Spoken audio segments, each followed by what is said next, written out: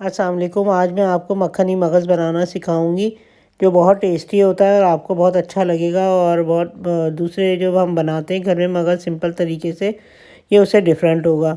उसके लिए मैंने 2 मगज़ लिए हैं बकरे के। और इसमें जो है मैंने हरी मिर्च और सूखी मेथी लिया आधा चमचे के बराबर, और धनिया लिया 1 चमचा, और हल्दी पाउडर लिए 1 चमचा, और उससे भी थोड़ा सा कम मैंने मिर्च ली है पिसी हुई लाल। और इसमें गरम मसाला लिया आधा चमचा, और मैंने नमक लिया है। और इसमें डालने के लिए जो है मैंने मक्खन लिया है तकरीबन 2 खाने के चम्मच।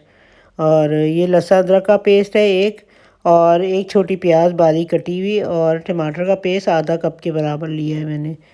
और सबसे पहले मैंने इसमें पानी गर्म किया और उसमें 2 लौंगे डाली हैं, और 2-3 जो है मैंने काली मिर्च डाली है ताकि इसमें हीक ना आए मगज़ में।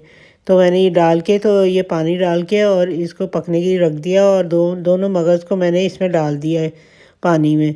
और थोड़ी देर तक मैंने पकने के लिए ढकना ढक दिया। थोड़ी देर में मैंने ये पैन रखा है, और इसके अंदर जो है इसको मैंने गर्म करने के लिए रखा है ताकि इसमें मैं ये मक्खन डालूँगी, और इसको मक्खन को पिघला लूँगी इसमें, और इसमें प्याज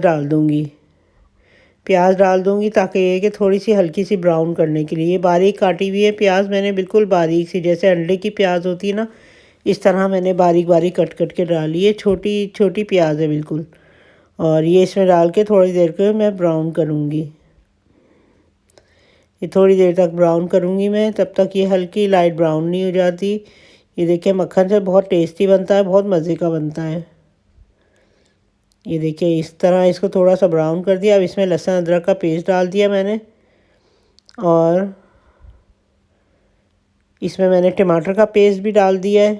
ये देखिए टमाटर का पेस्ट डाला है मैंने, और इसको थोड़ी देर तक चमचा चलाऊँगी, और थोड़ी देर तक इसको पकने के लिए रख दूँगी। इस तरह थोड़ी थोड़ी देर में मैं पकने को रखूँगी, और फिर बाकी की चीज़ें थोड़ी थोड़ी करके डालूँगी मैं इसमें। ये देखें इसको भी पकने के लिए रख दिया है, और अब मैं इसे बाकी की चीज़ें भी डाल दूँगी, और अब इसको अच्छी तरह मैं भूनूँगी। ये जब इसका पानी अलग और वो मसाला अलग और ऑयल अलग हो नज़र आएगा, तब तक मैं इसको इस तरह करके भूनती रहूँगी थोड़ी देर तक। और उधर मैंने मगज़ निकाल दिया था पानी में से। ये देखें निकाल दिया और साफ़ कर लिया था इसको। और ये साफ़ करके रखा है, और इसमें वो डाल दूँगी, मगज़ डाल दूँगी। जब इसका ऑयल ऊपर आ जाएगा फिर मैं इसको एंड में डालूँगी मगज़ को। पहले मैं इसको अच्छी तरह से मसाले को भून लूँगी। आप हमारे चैनल को लाइक कीजिए, शेयर कीजिए और सब्सक्राइब कीजिएगा, और कमेंट करके बताइएगा आपको हमारी ये रेसिपी कैसी लगी। ये बहुत मज़े का बनता है मगज़, और ये आप रमज़ानों में भी खा सकती हैं बना के, रोज़ सहरी में। बहुत मज़े का लगता है, बहुत अच्छा लगता है, और खाया भी जाता है। ये देखें ये थोड़ा थोड़ा ऑयल आ रहा है, इसका ऑयल ऊपर आ जाएगा तो मैं इसमें मगज़ डाल दूँगी। ये मसाला तैयार हो गया, मैंने इसमें मगज़ डाल दिया है, और इसको भी मैं डाल के भून लूँगी।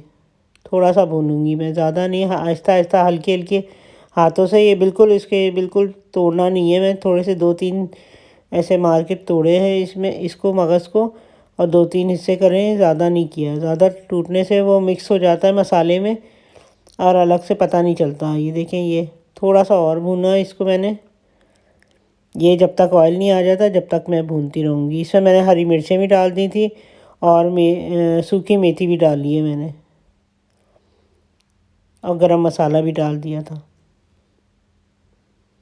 ये देखिए अच्छी तरह मैं भून लूँगी इसको, और अच्छी तरह से मैं भून रही हूँ। देखें बहुत टेस्टी बनता है, बहुत मज़े का बनता है।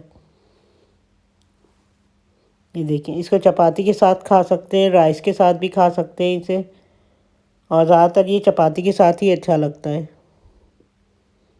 ये देखें तकरीबन हमारा कुछ हद तक तैयार हो गया है। अच्छी तरह मैंने भून लिया है इसको, और ये भुन गया है और तैयार हो गया है। मैं चूल्हा बंद कर दिया है मैंने, और ये देखें कितना अच्छा बना है। दिखने में भी अच्छा लग रहा है और वैसे भी बहुत टेस्टी है। आप ज़रूर ट्राई कीजिएगा और कमेंट करके मुझे बताइएगा कि आपने ट्राई किया है। अल्लाह हाफिज़।